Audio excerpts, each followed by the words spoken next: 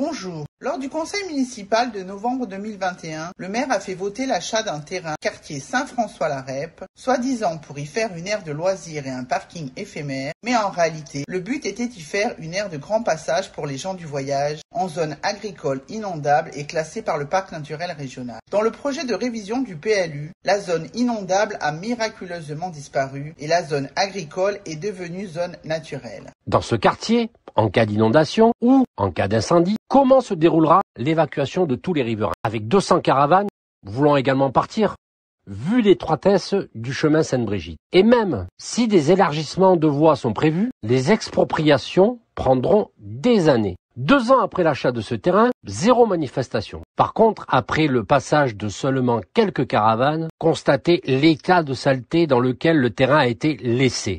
Fin 2021, le maire accorde un permis de construire pour 51 logements chemin de Pigné avec 70 places de parking souterrain en zone inondable, zone qui s'est miraculeusement déplacée, mais une grande partie de ce terrain l'est toujours comme les voies d'accès, ce que reconnaît la mairie dans un tweet. Au passage, des arbres de plusieurs décennies ont été abattus, pendant que les arbres de l'opération Arbre en Ville sont en train de sécher sur place. À chaque forte pluie, cette voie inondée est fermée à la circulation.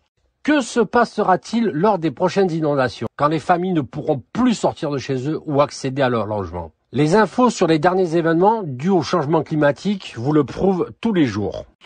Et le terrain de Pigné n'est pas inondable dans la partie dont l'urbanisation est envisagée. Donc je continue sur les données qui sont les objectifs que j'espère partager. Donc respecter ces zones à risque. Permis accordé sans aménagement de voies, mettant en danger les nouveaux habitants comme les riverains actuels. Avoir donné ce permis est irresponsable. Retrouvez-nous très bientôt pour la 4e vidéo qui concernera la préemption rue Alphonse Daudet et le projet de l'espace Mistral.